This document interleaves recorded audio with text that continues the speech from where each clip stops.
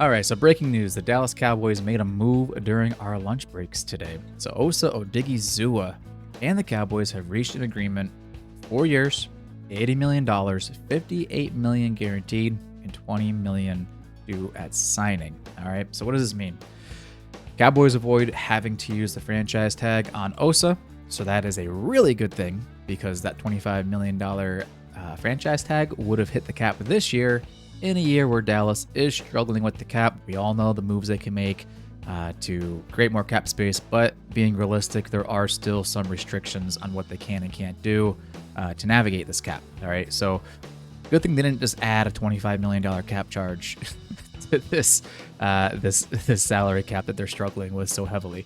All right, so instead of costing all that money, Osa will likely, depending on the structure of the deal, be around 5 to 7% of the cap. Okay, so good deal for them.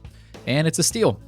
They're paying basically top 15 defensive tackle money for a guy who is probably top 10 to top 15 defensive tackle-wise in the league. And I say that because he has not been a good run defender, and that's why he's ranked kind of in the middle of the pack there versus a really high end.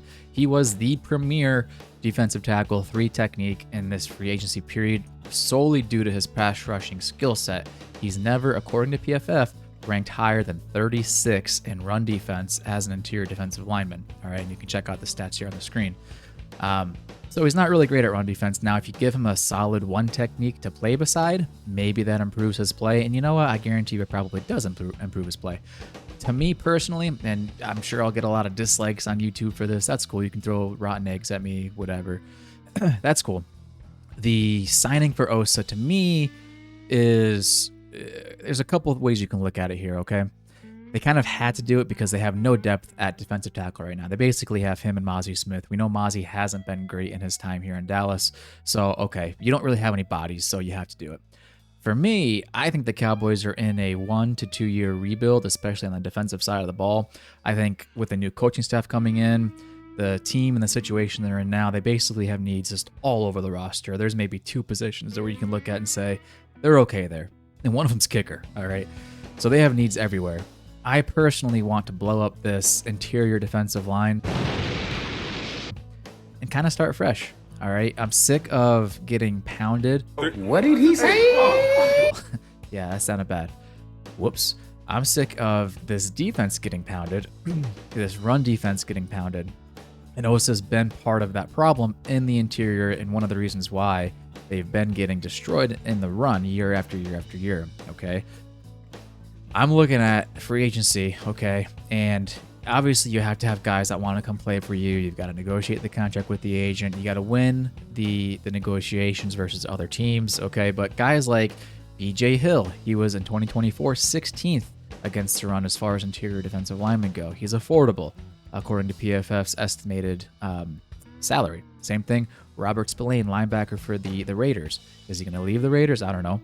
But he is a free agent, so he has decisions to make, okay? But that's a guy that you can get who's good against the run. Pair him with BJ Hill. That comes in at about $20 million, according to PFF's anticipated salary.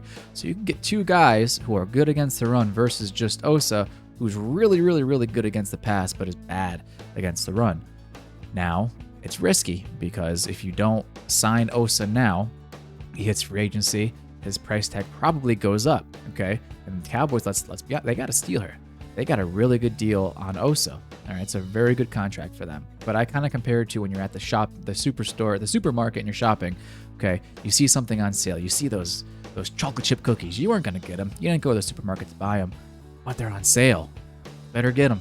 Better get them while they're 50 cents off. Okay, you weren't gonna spend the money. You didn't need to spend the money, but you spent the money because it was a good deal. All right, Osa is a good deal, and to me, if I'm rebuilding this roster, which again, I think it's in a 1, if you're lucky, potentially 2-year rebuild is more realistic in my opinion, given like I said, the status of the roster, a new coaching staff, all that, okay? 2-year rebuild for me, in my mind.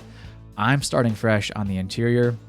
I'm not paying big money to any defensive lineman who can't help stop the run on his own, right? And that's probably going to be a 1 technique. I would rather spend the big bucks on a 1 technique versus a 3 technique. And the 3 technique, let's not get it twisted. They still have an important role to play in stopping the run, okay? Their job is to get off the ball quick, penetrate, disrupt the play in the backfield, restrict movement from the offensive linemen so they can't pull, whatever it might be. All right, so the 3T, they are not just pass rushers. All right, they're smaller. They don't get double teamed as often. They're much harder to double team. So they still have an important role to play in the run game. Okay, but I want a big, nasty, beefy one technique, and that's where I would have put my money to beef up the middle of this defense, both linebacker and defensive tackle wise. I know I'm in the minority on that, and it's not to say the Cowboys can't do both things. Like, they can still bring in like a BJ Hill if they want to, and if they do that, okay, I'll be psyched out of my mind to have both Osa and some more guys coming in to help beef up that interior. Okay, I'll be psyched. Historically speaking, we haven't really seen the Cowboys act in free agency, and I think by letting Osa walk, they've got basically one guy on the DL at that point, or the interior DL. That's Mozzie. And I think that forces them to act in free agency, whereas now maybe they can be a little more lackadaisical. I want to put the pressure on this front office to make external moves. They're going to have to even just field the roster, all right? You're going to see more activity in free agency than you did last year, for sure, like hands down 100%. I think the amount of activity and the caliber of players they're willing to go after is going to be dictated by if they can get Micah done before March 12th when free agency begins.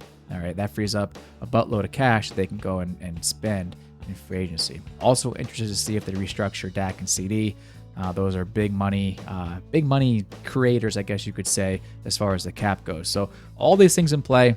We'll see what they do as far as the cap goes. But this is a good signing. It just, for me personally, it doesn't get me super excited because he's been part of this defensive line that struggled mightily against the run for years. I mean, even before he's been here for years and years and years, all right?